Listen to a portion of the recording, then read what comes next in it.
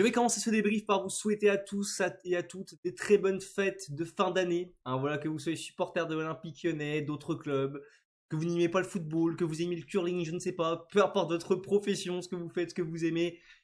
Si quelqu'un voit cette vidéo, je sache que je te souhaite de très belles fêtes de fin d'année. Voilà, de passer du bon moment avec voilà, vos familles. Pour ceux qui ne fêtent pas Noël, bah, malgré tout, essayez de vous reposer aussi. Ça peut être bien aussi de profiter voilà, de ces moments dans cette année où c'est un peu plus calme, généralement après les fêtes. Voilà, où voilà, on peut se réunir, voilà, partager de bons moments, voilà, essayer de mettre vos querelles de côté, etc.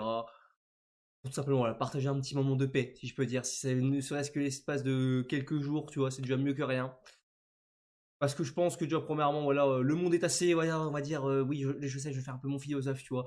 Mais comment, le monde est assez, voilà, difficile aujourd'hui. On est dans un monde assez difficile, tu vois, où c'est pas toujours facile tous les jours. Hein, voilà, il y a des gens qui vivent dans la rue, etc. Je tiens à le dire, voilà, passez vraiment à de belles fêtes de fin d'année. Commence par ça. D'habitude, je le fais en fin de vidéo, ce genre de petit, voilà, ce genre de petits souhaits. Mais je tiens à le faire tout simplement parce que dans ce débrief, je tiens à le dire, je ne vais pas être forcément très voilà, joyeux, si je peux dire ça comme ça. Enfin, je vais quand même essayer de le prendre avec le sourire. Mais pour ceux qui ont vu la prestation de nos joueurs ce soir, on va pas se mentir. Heureusement que c'est les vacances, heureusement qu'on va arrêter de manger de l'Olympique Lyonnais pendant au moins une bonne semaine et demie. Après, voilà, on prend, il me semble, le 3 janvier contre Monaco. Et d'ici là, voilà, profitez bien de ces petites vacances. Et c'est parti, là, pour le débrief de Olympique Lyonnais, Saint-Cyr-Collonges. Saint-Cyr-Collonges, qui moi j'habite pas à Lyon, je ne savais pas, mais qui est clairement, on va dire, d'une certaine manière, un espèce de voisin, un petit voisin, c'est même pas un voisin, c'est vraiment. Il y a des mecs, tu vois, littéralement, qui jouaient ce soir au football contre nous, contre notre équipe, qui supportent l'Olympique Lyonnais. Et constater, bah, de dire que ça a été un match disputé contre une régionale 1. Les compos de ce match. Donc donc on est retourné dans un style 4-3-3 avec Rémi Descamps dans les cages. Amner Vinicius à gauche qui a marqué le premier but de la rencontre à 52e, il s'est fait attendre ce but-là. Une défense centrale, Kluivert à Tebauer, ça a été inédite cette défense-là, c'est pas forcément la défense la plus rassurante. Mais bon, ça a tenu le choc ce soir contre la grande équipe de Saint-Cyr-Collonges. Maitland Nice, lui qui était déjà en vacances, je pense qu'il s'est même pas échauffé sur le match, hein, voilà. À milieu de terrain, Morton. Bon, Morton, c'est allé, mais alors, Calis Mera de Carvalho. Ah là, on va en parler après. Alfonso Moreira à gauche. Martin Satriano. Hein, voilà, joueur professionnel de l'Olympique Lyonnais. Pareil. Et Adam Karabec, voilà, ailier droit. Donc après, vous avez vu les changements en dessous voilà, des bulles des joueurs. Hein, donc l'entrée en cours de match, de Pavel Souch à la place de Carvalho à la mi-temps, qui a marqué un doublé ce soir aussi. Hein, encore une fois, Pavel Souch efficace. Et après, voilà, différents changements comme Geza à la place de Karabec, Alejandro Rodriguez, il a le droit de jouer, Tessman aussi, enfin voilà quoi.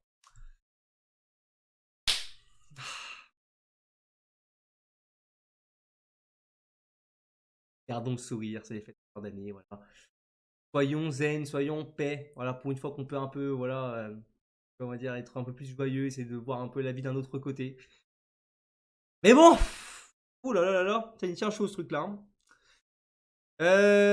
Comment dire pour essayer d'être assez concis. C'est même pas que c'était lamentable, globalement, c'est que c'était vraiment effrayant. Je suis effrayé, les gars, de me dire qu'il y a des mecs, là, tu vois, on vit dans un monde où il y a des mecs ce soir qui sont payés au minimum, hein, je te donne vraiment, et encore, je suis gentil, tu vois, entre une fourchette de, on va dire, 30 000 et 40 000, et je dis ça peut aller beaucoup plus haut, 40 000 euros par mois d'euros, alors 30 000, 30 à 40 000 d'euros par mois, pour proposer ce genre de prestations. Je m'adresse notamment ce soir à Martin Satriano.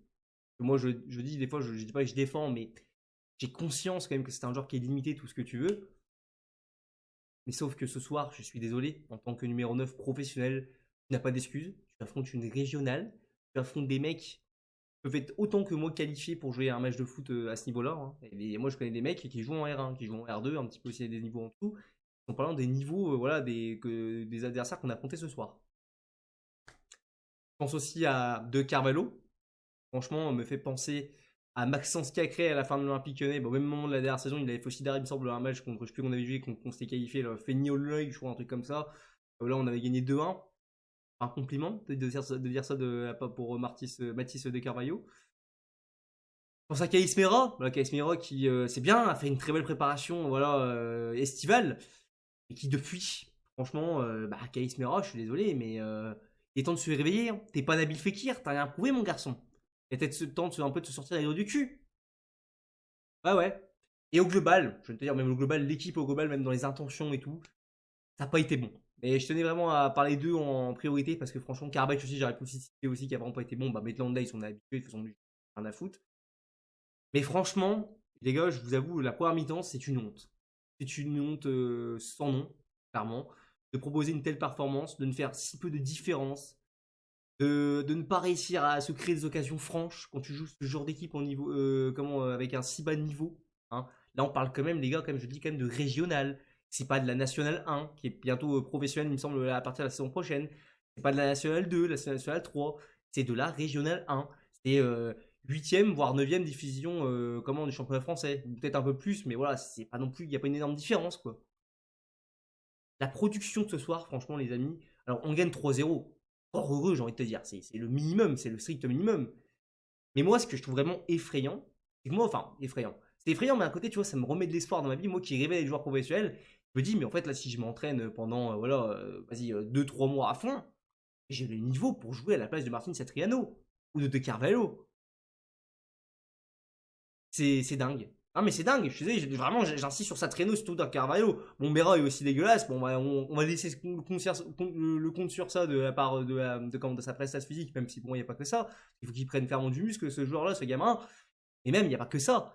Même dans l'envie, les mecs, ils ont joué, ils n'ont pas respecté cette équipe. Là, il y a des joueurs ce soir, vous êtes honteux. Et moi, il y a un autre truc aussi quand même que je trouve encore plus effrayant dans cette histoire. Comme vous l'avez vu, je vous la remets vite fait la compo là. La compo qu'on a là, quand même, dites-vous quand même que c'est quand même littéralement quasiment les 3 quarts de notre équipe première. Parce qu'Ano, c'est titulaire indiscutable. De Carvalho, ces derniers temps, c'était beaucoup titulaire. Voilà, Metandei, c'est titulaire indiscutable. Pareil, encore une fois, on se répète indéfiniment.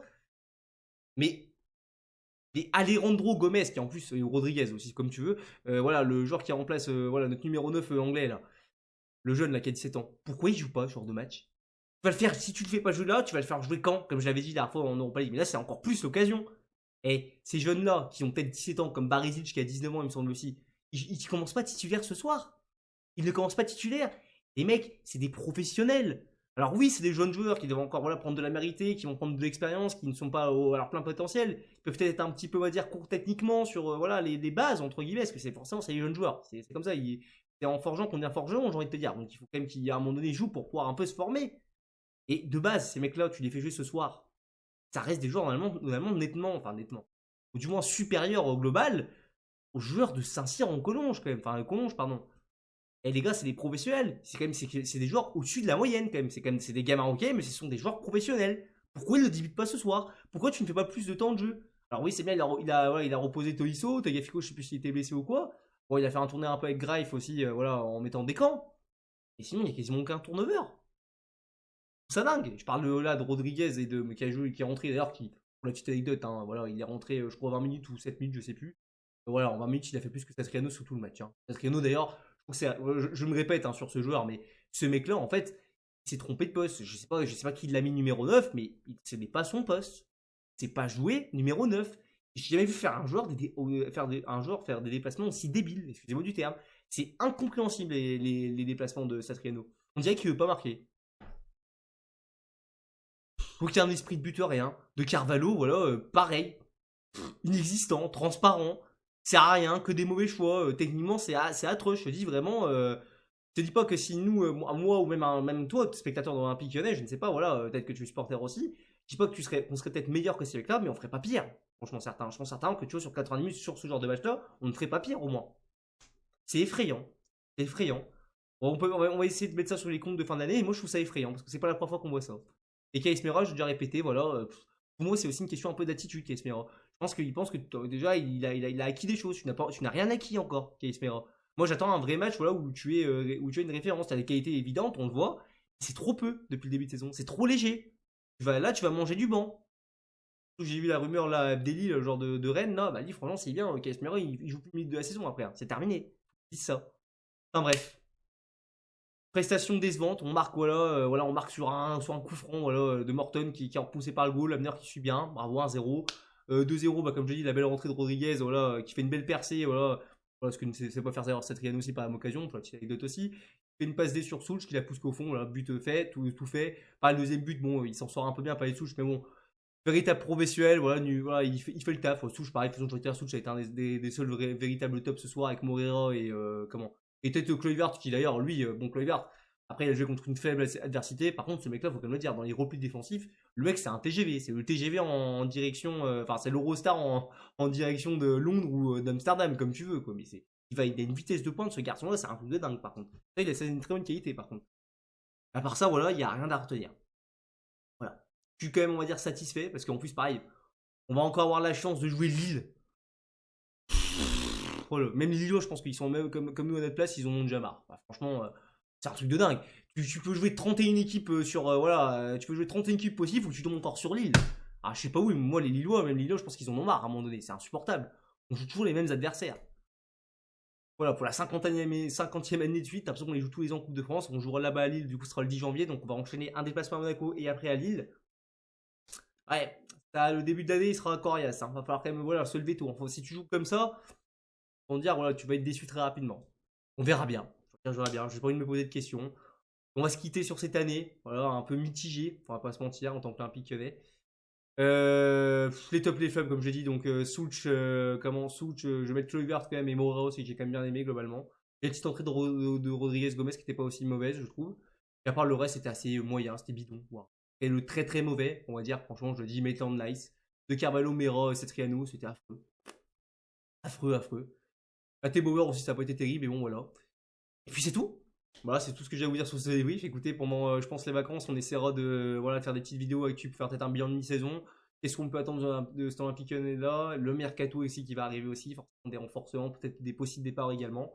On en parlera tranquillement voilà, dans la semaine qui va arriver, je pense, voilà, après Noël. Entre le Noël et le 1er janvier, je vais essayer de faire quelques vidéos.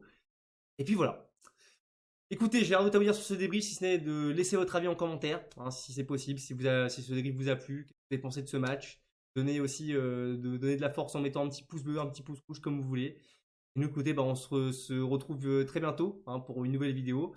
Et d'ici là, je me répète, je vous souhaite de très belles fêtes de fin d'année, à vous et à vos proches. Et malgré tout, et toujours, hein, voilà, année après année, même 2026, ça va continuer. Et les années ensuite, juste après, ça continuera encore.